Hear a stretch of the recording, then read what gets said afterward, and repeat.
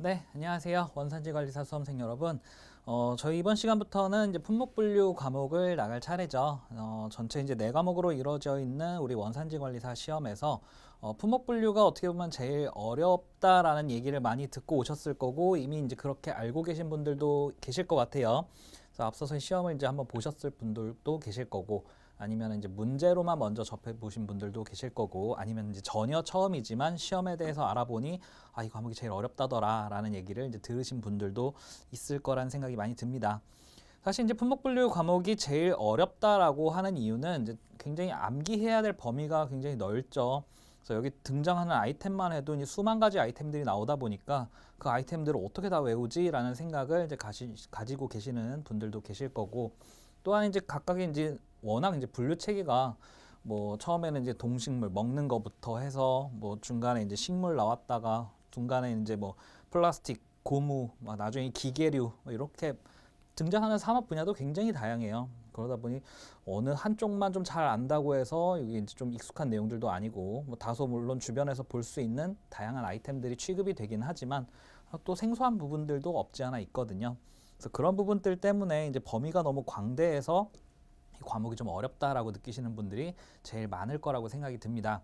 그래서 이제 앞으로 여러분들과 나가는 이제 본 이론 시간에서는 이제 여러분들께 꼭 외워야 되는 부분들을 당연히 이제 좀 짚어 드릴 것이고 그리고 이제 물품을 꼭 외워야 한다면 이쪽이 좀 중요하다라고 하는 그 강약 조절을 좀 해드리는 데 초점을 맞출 거예요. 그래서 꼭 외워야 하는 부분들은 우리가 이제 품목 분류라고 했었잖아요. 그럼 여러 가지 물품이 있다면 그냥 그 물품과 숫자를 외우는 과목이 품목 분류가 아니라 실질적으로 그 물품을 어떠한 특정 번호 체계에다가 분류하는 기준들을 알아가는 게 바로 우리 과목의 핵심입니다. 그래서 여러분들이 이제 외워야 되는 분야들은 그러한 아이템이 어떤 번호냐 이걸 외우는 게 아니라 그 아이템을 어떤 번호에 분류하기 위해서 어떤 기준들을 적용해야 되느냐 이 기준들을 외우는 게 가장 핵심이 될 겁니다. 그래서 여러분들께서는 이제 그 기준들을 이제 외우고 그 기준을 적용해서 실질적으로 그게 어떠한 번호로 분류되어야 한다 이렇게 판단하는 게 이제 최종적으로 목표가 되는 이제 수업 과정이 될 거고요. 물론 이제 모든 번호들을 그렇게 기준을 적용해서 분류할 수 있어야 한다라는 부분들은 어떻게 보면 좀 현업에 계시는 분들도 굉장히 어려워하는 부분들이 좀 있을 거예요. 그러다 보니까 이제 우리의 목표는 사실 뭐 이렇게 기준이 분류되는 것이다 이렇게 말씀 많이 드렸지만 사실 우리의 목표는 합격이잖아요. 네, 합격할 수 있는 어떤 커트라인을 넘어가기 위해서 우리가 꼭 해야 되는 부분이 어떤 부분이고 이쪽 부분들을 좀 더 많이 봐야 되고 저쪽 부분들은 그래도 좀 상대적으로 덜 봐도 되고 하는 부분들을 그래서 좀 같이 많이 알려드릴 겁니다. 그래서 그 부분들은 이제 앞으로 이제 이야기를 하도록 하고요. 우리 이제 품목분류 시험이 나왔을 때 이제 어떤 문제들이 주로 출제가 되느냐라는 부분들을 보면은 지금 이제 말씀드린 대로 어떠한 기준들을 말씀을 드렸죠. 결론적으로 우리가 시험에서는 다음 중 어떤 물품을 분류하기 위해서 또는 이제 분류 체계라고 했으니까 이제 앞으로 말씀드릴 이제 숫자 체계들이 계속 나올 텐데 예를 들어서 뭐 한 31류에 분류되는 물품에 적용되는 기준에 해당하지 않는 것은 또는 틀린 것은 이라고 해서 그 기준들을 쭉 보기로 나열해 놓고 그 중에 어떤 기준들을 조금 틀리게 문제 지문을 출제하는 경우들 이러한 문제들이 거의 태반을 이룰 거예요. 그러다 보니까 여러분들이 그 기준만 잘 암기를 하셔도 일단 반절 이상의 문제는 맞출 수 있다라고 보실 수 있습니다.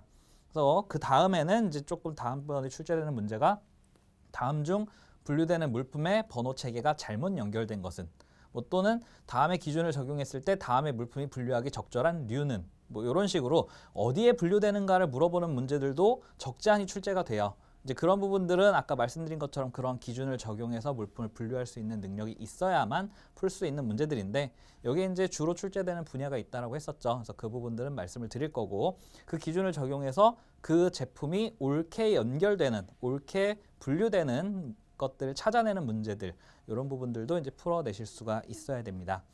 그래서 그 부분들을 우리 앞으로 수업 시간을 통해서 그 기준들에 대해서 좀 설명을 드리고 이 품목분류라는 게 또 이제 우리나라에서 만든 내용이 아니다 보니까 이거를 이제 번역해 놓은 지금 이 지문들이 굉장히 조금 어려운 용어들과 어려운 내용들을 많이 담고 있어요. 그러다 보니까 이제 이 부분에 대해서 충분한 좀 해설을 이제 여러분들께 좀 드릴 거고요. 그 해설을 통해서 여러분들이 그 물품에 대해서 조금은 더 친숙해질 수 있게끔 노력을 하도록 하겠습니다. 네, 해서 여기 이제 품목분류 과목에 대한 기본적인 이제 설명이었고요. 우리가 이제 앞으로 학습할 범위가 이제 어떻게 되냐면 총 제 1류부터 97류까지 분류되는 물품의 분류 체계들을 이야기할 거예요.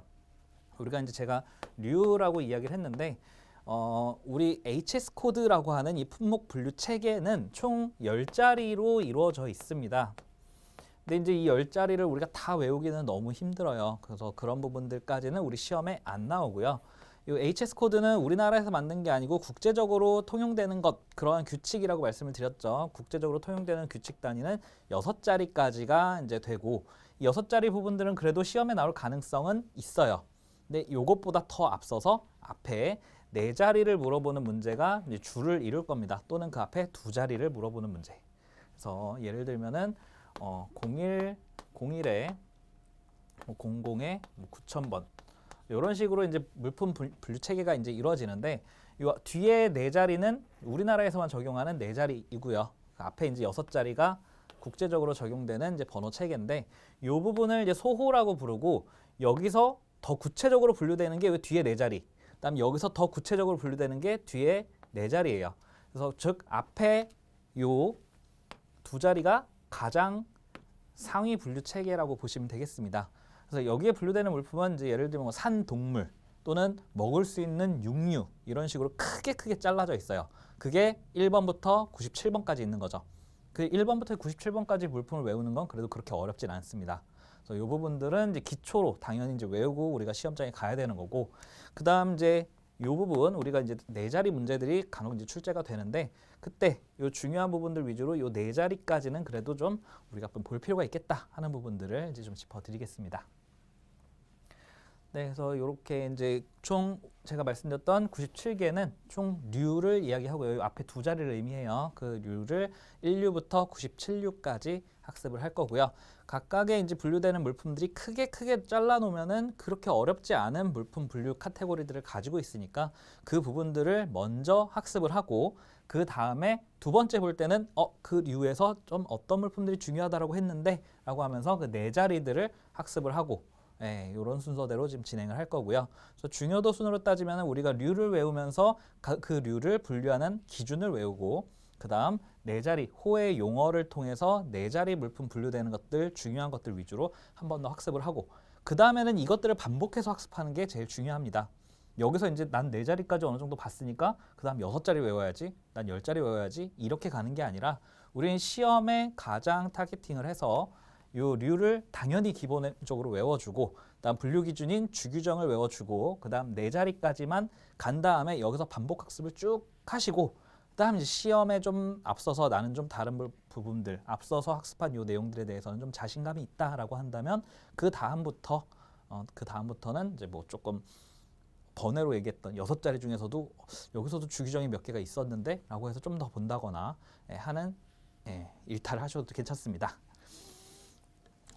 네, 여기까지가 이제 HS 코드 즉 품목 분류 과목에 대한 기본적인 설명이었고요. 이제 우리가 앞으로 이론 시간 안에서는 이 품목 분류 부분들 전체적으로 이제 어떻게 이제 구성이 되어 있는지 그리고 전체적인 분류 기준은 어떻게 되는지 그리고 본 물품으로 들어가서 1류부터 97류에는 어떤 물품들이 분류가 되는지 또한 어떻게 분류를 하는지라는 부분들을 본격적으로 학습하도록 하겠습니다.